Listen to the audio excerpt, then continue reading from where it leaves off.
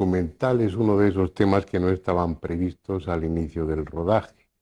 Y no porque careciera de interés, todo lo contrario, sino porque dábamos por seguro que iba a ser imposible filmarlo. Se trataba de algo que desde hacía unos 40 años estaba perdido, estaba sumido en el olvido. Un misterio concerniente a unas 30.000 figuras de barro de las que después en el documental hablaremos extensamente. Pero ¿por qué el interés de esas figuras? En 1972, Jacques Verrier, el coautor de aquel célebre libro El retorno de los brujos, publicó un libro que llevaba como título El libro de lo inexplicable, donde se recogían diferentes misterios. El primer capítulo, firmado por Ronald Wilson, se refería a las figuras de Acámbaro. Unas extrañas figuras, toscas figuras realizadas en barro, cuyo misterio, insisto, descubriremos después en el documental. Pero al misterio en sí de las propias figuras se unía el de su localización. Habían desaparecido. Desde hacía décadas no había vuelto a saberse de ellas, no habían vuelto a ser fotografiadas y mucho menos filmadas. Su paradero era un misterio. Y ahora viene lo pintoresco del caso. Nosotros dimos con ellas. ¿Cómo? Pues con un sistema, con una investigación tan laboriosa como la de llegar a la ciudad de Acámbaro y preguntar por ellas. Gracias a esa ingenuidad, a esa forma de actuar tan lógica que a nadie se le había ocurrido, fuimos los primeros en el mundo que conseguimos filmar las figuras de Acámbaro. Mientras yo estaba en esa tarea, Juan José Benítez se dirigió a la laguna de Tayacuta, cerca de Acámbaro, para aclarar otro misterio, el de un monstruo acuático llamado Chan, similar al monstruo del lago Ness, y que, como verán después, también guarda relación con las figuras de Acámbaro. Y por último, quiero llamarles la atención sobre un detalle. Me verán y me escucharán decir en el documental que esa había sido la primera vez y posiblemente la última en la que las figuras de Acámbaro eran filmadas y que después de esta ocasión probablemente volverían al olvido. Afortunadamente no fue así. La presencia de un equipo numeroso como el nuestro en aquella pequeña ciudad y luego la difusión de esta serie consiguieron que las autoridades tomaran en cuenta las figuras de Acámbaro y hoy exista un museo en esa ciudad donde muchas de ellas puedan ser contempladas. Los que hacíamos en busca del misterio nos congratulamos por ello.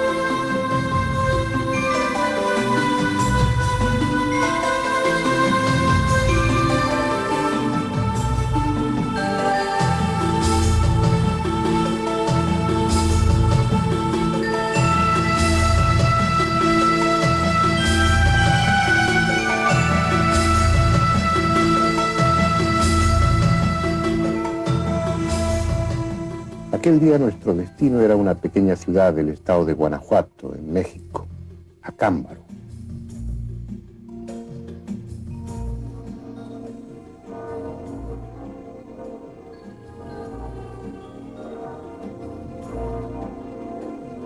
Por entonces iba a celebrar el 179 aniversario de la elección de Miguel Hidalgo como generalísimo de las fuerzas insurgentes de México.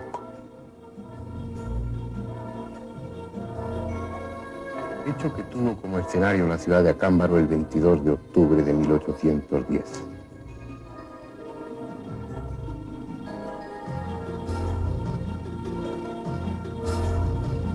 Pero nosotros nosotros estábamos allí atraídos por una historia muy diferente. La historia de una fascinación, la que ejercieron unas figurillas de barro sobre un hombre, Valdemar Julriut, un comerciante de Acámbaro. Fue en julio de 1945 cuando un albañil, Odilon Tinajero, le ofreció las primeras figurillas procedentes de este cerro, el Cerro del Toro. Y lo que había en esas figurillas era tan insólito, tan fantástico, que Valdemar dedicó su vida a almacenar cuantas pudieron ofrecerle. En 7 años, entre 1945 y 1952, acumuló 37.000. Llenó su casa literalmente con las estatuillas, estanterías, muebles, rincones, pero ya no están. Valdemar murió y su casa cambió de dueño, está cerrada. Esas figurillas están almacenadas en un local de la municipalidad. No saben qué hacer con ellas. Están envueltas en papeles de periódicos y encerradas en cajas. Y no saben qué hacer con ellas porque el dictamen de los arqueólogos oficiales es que son falsas. Aunque lo cierto es que la mayoría de ellos no se han molestado en venir aquí para comprobarlo. Nosotros sí, vamos a verlas.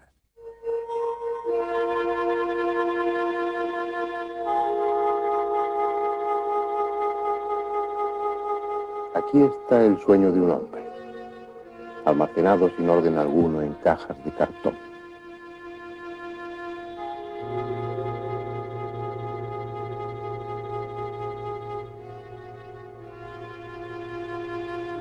Estas son las míticas figuras de Acámbaro, rotas ya muchas de ellas, desintegrándose lentamente en cajas de pescado, sin más protección que la que quiera depararles la providencia, como un desecho inservible, cuando tal vez constituyen uno de los misterios más apasionantes del pasado.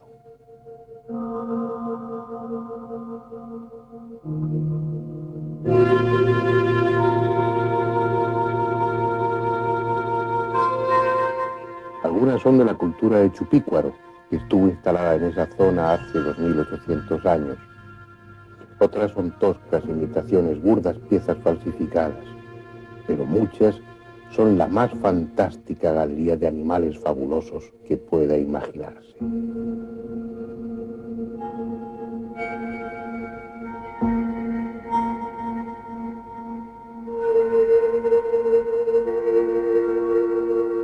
Fíjense en ellas. Pocas, muy pocas personas han tenido ocasión de verlas. Se han escrito algunos artículos sobre estas figuras y un par de libros han dedicado un capítulo a este tema. Para los investigadores de lo insólito es casi un mito, porque solo 1 o 2 han podido tenerlas en sus manos. Es ahora la primera vez en estos 45 años que una cámara las filma, y probablemente también será la última.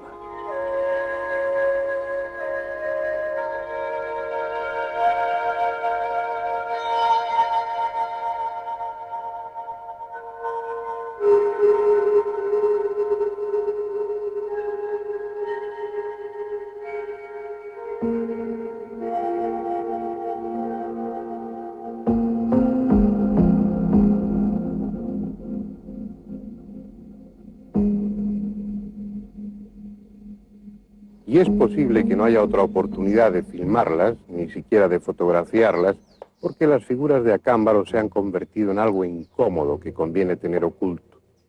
Los arqueólogos institucionales niegan su autenticidad. No encajan en ninguna cultura conocida. Su estilo no se parece al de ningún otro pueblo del pasado mesoamericano. Y además se han encontrado algunas evidentemente falsas. Todo ello es suficiente para condenarlas al olvido. Sin embargo, los investigadores especializados en lo aparentemente inexplicable se han sentido atraídos por ese tema y no se conforman con esa conspiración de silencio oficial. Lo primero que habría que dilucidar es si, salvo las falsas, las estatuillas son obra de artesanos actuales o son antiguas. Hay argumentos para apoyar su autenticidad, pero quizá el más contundente sea la datación a través del radiocarbono 14. Y tal datación existe. Así pues, según ese análisis, La mayoría de estas figuras descuidadamente almacenadas fueron modeladas y cocidas 1600 años antes de Cristo. Y Waldemar Jules Riut tenía razón.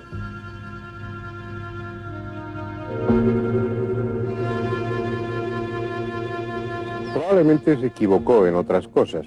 Él atribuía su origen a la civilización atlante y las suponía mucho más antiguas. Tal suposición se basaba en que esas toscas figurillas de barro habían sido encontradas en un espacio muy reducido.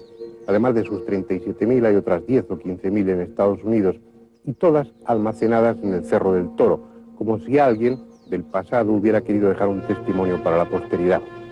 Pero la otra cuestión, tal vez la más enigmática, es qué representan. Algunas recuerdan animales del Mesozoico, como esta, que es similar a un dimetrodonte. Pero la mayoría más parecen fruto de un delirio que la representación de animales extinguidos. Muchos son anatómicamente imposibles, absurdamente desproporcionados, como si quienes los modelaron hubieran querido jugar a ser dioses creadores de una fauna monstruosa y disparatada. Quizás son la plasmación de sus terrores, la materialización en barro de los seres que poblaban su infierno. Quién sabe si el fruto de artesanos que en sesiones colectivas alucinaban bajo el efecto del peyote o de otro alucinógeno.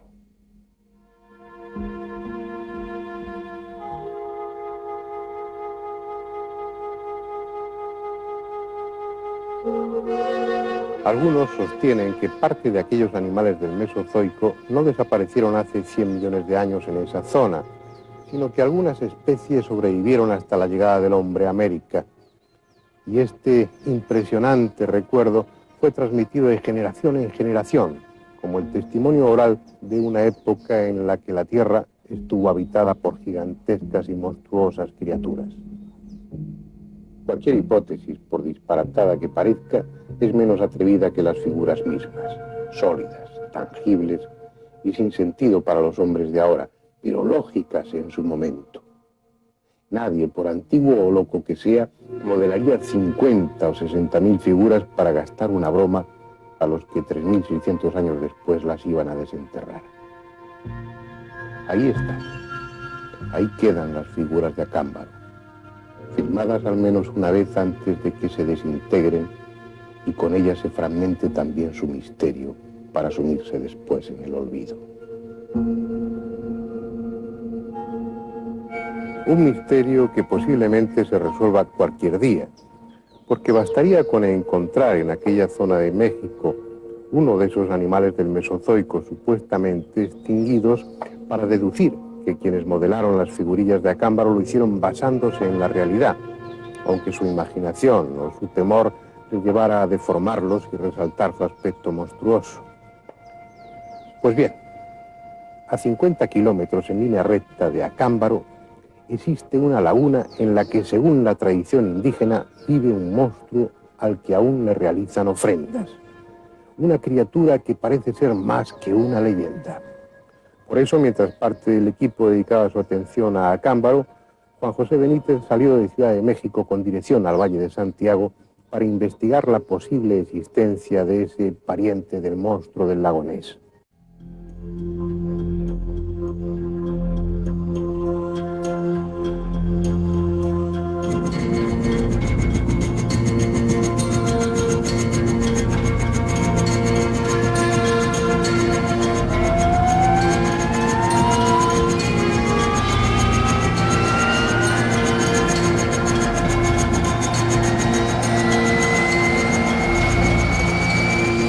La gigantesca ciudad quedaba allá abajo, hirviendo de gentes y de coches.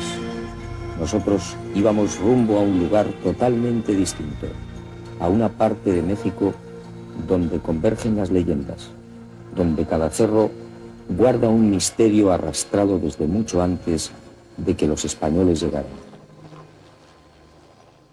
En poco más de hora y media, nuestro helicóptero volaba ya sobre el Valle de Santiago, abierto entre volcanes que cambiaron el fuego por el agua.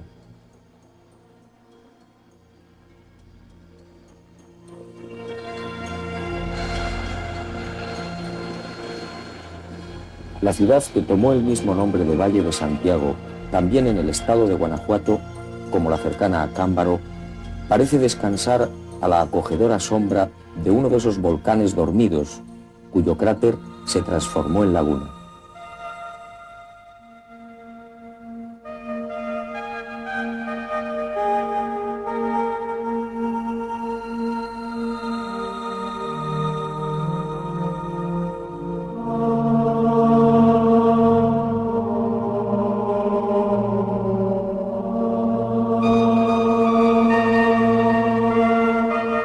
Una enorme olla de 750 metros de diámetro, cuyas paredes basálticas se interrumpen por el agua.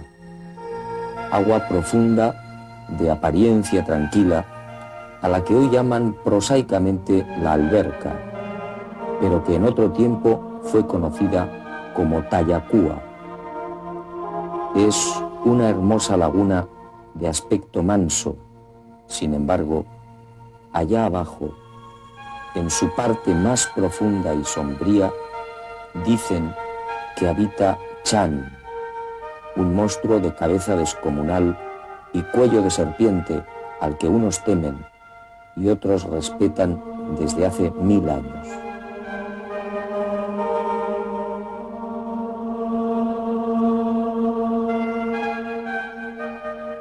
Por extraño que parezca, bajo las aguas de este lago cráter mora una extraña criatura cuya antigüedad no es completamente conocida, pero de la cual tenemos testimonios toltecas y mayas de 1000 años a la fecha. Bajo el agua adopta la forma de una serpiente monstruosa y aquí permanece de septiembre a mayo. En mayo se transfigura para convertirse en una serpiente de viento que ha de traer las nubes sobre las sementeras del maíz que constituye nuestro sustento, que constituye nuestra carne. Y así, el día 26 de septiembre, cuando el Chan regresa a esta alberca a guardar el agua que ha de servir como reservorio para la próxima temporada de lluvias, la gente agradecida viene a ofrender al Chan las primeras semillas del maíz tierno, los elotes, los tamales, en testimonio de su grandeza y de su compasión para con el pueblo, porque le ha dado el agua.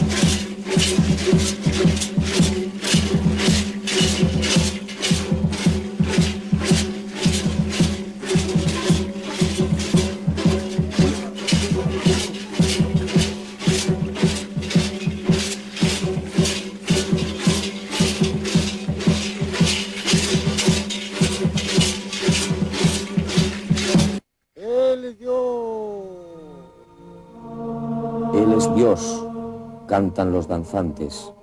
El monstruo es Dios. Tal vez algunos de los que participan en la ceremonia ya no crean en Chan, pero siguen fieles a la tradición y danzan a las orillas de Tayacúa, la laguna, como parte del ritual en el que se le ofrendarán a la legendaria criatura de las aguas los primeros granos de maíz de la cosecha. Chan fue magnánimo una vez más y les trajo la lluvia, y ahora se la devuelven simbólicamente porque ya no la necesitan y arrojarán al cráter agua procedente de los 4 volcanes que rodean la laguna, agua de los 4 vientos, de los 4 puntos cardinales en las que han amasado ese primer maíz recogido. A pesar del esfuerzo de los misioneros por cristianizar el culto al monstruo del lago, la memoria mágica de esta serpiente continúa viva en los habitantes del valle. La Iglesia, no contento con esto, llegó incluso a levantar una cruz para exorcizar al espíritu de esta serpiente.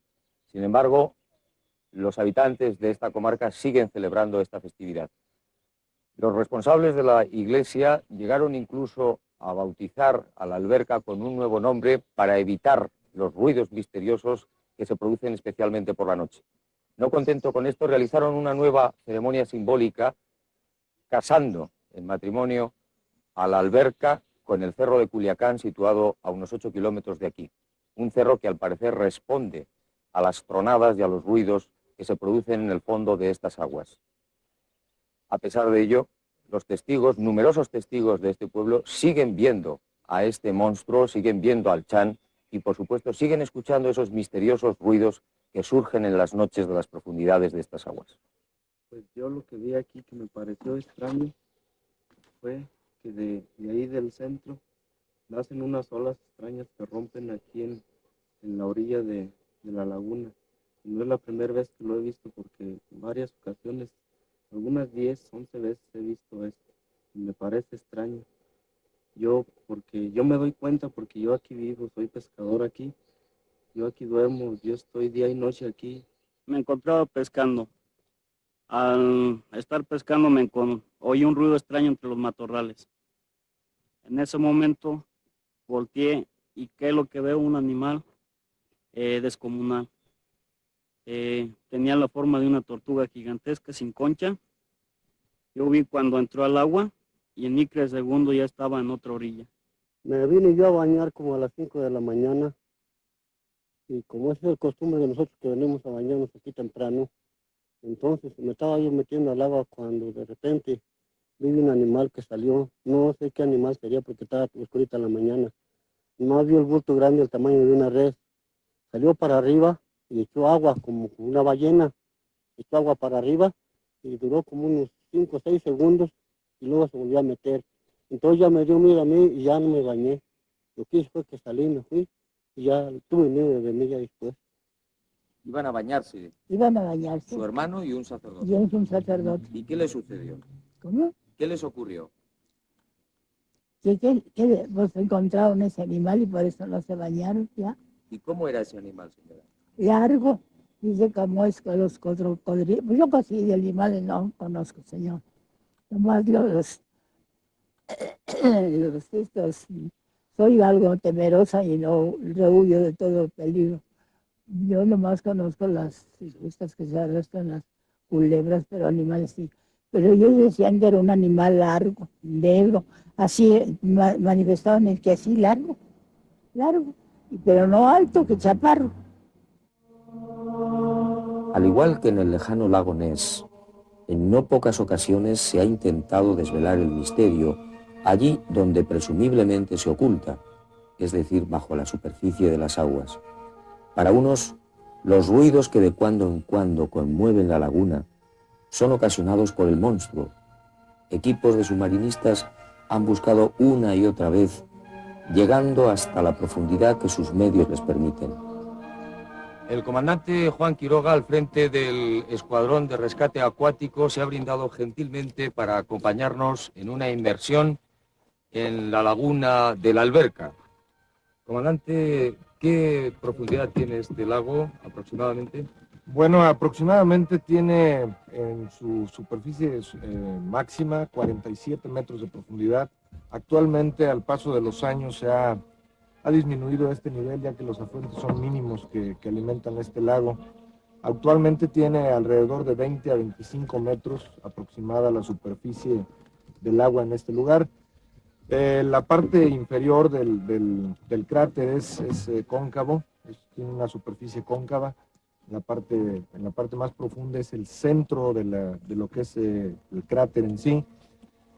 Su composición del agua, sus características son, normalmente tiene mucho sodio, mucho calcio. El fondo de la laguna está totalmente en estado de putrefacción. ¿Qué tiempo tenemos de inmersión con las botellas? Aproximadamente 30 minutos. Cuando usted quiera, comandante, iniciamos la inmersión. A sus órdenes. Muy bien.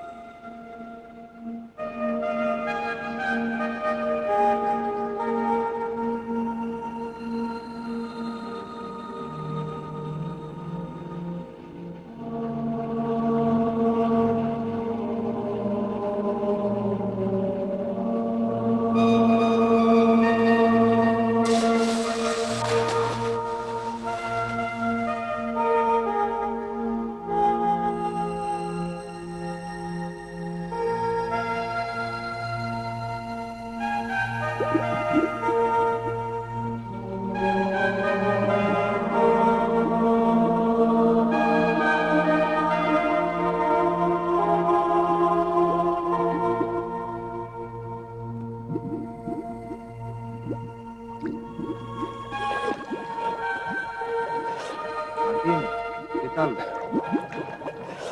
Martín, ¿qué tal? Está muy peligroso aquí abajo. Todavía a los 5 metros hay un poco de visibilidad. Y a partir de ellos ya está muy lodoso, hay mucho fango acá abajo. Se nos dificulta mucho para respirar nosotros con los reguladores, se nos tapan. Hay muchos cambios de temperatura acá abajo, corrientes también. ¿Hay corrientes? Hay corrientes de agua. A veces llega una agua caliente, una muy fría. Abajo sí está demasiado fría el agua. ¿Es peligroso? Es muy peligroso para nosotros. ¿Hay posibilidad, Martín, de que exista ahí algún animal? Pues posiblemente hay algún animal por ahí. Esa es la conclusión más generalizada, como si incluso los que no creen en la existencia de Chan se resistiesen a privar de la leyenda a una laguna tan mágica y amiga que cambia de color para advertir al hombre, azul cuando se acerca la primavera, esmeralda si vienen las lluvias y amarilla antes de las desgracias. Si la leyenda es algo más, como afirman los testigos, Chan no sería uno, sino varios, los miembros de una colonia que ha sobrevivido al resto de su especie. De no ser así, habría que abrir un capítulo nuevo en la zoología que se ocupase de los monstruos de los lagos. Sea como fuere, las figurillas de Acámbaro y la leyenda de Chan parecen caminar en una misma dirección, aquella que señala la existencia de monstruosas criaturas en esa zona del mundo, ya sean tangibles o fruto de una memoria colectiva cuya raíz ignoramos. Es posible que la respuesta esté en el fondo de Tayacúa, la profunda laguna a la que volveremos, aunque se niega a descubrir su secreto, porque es parte de un sistema de volcanes en torno a los que giran misterios aún más desconcertantes.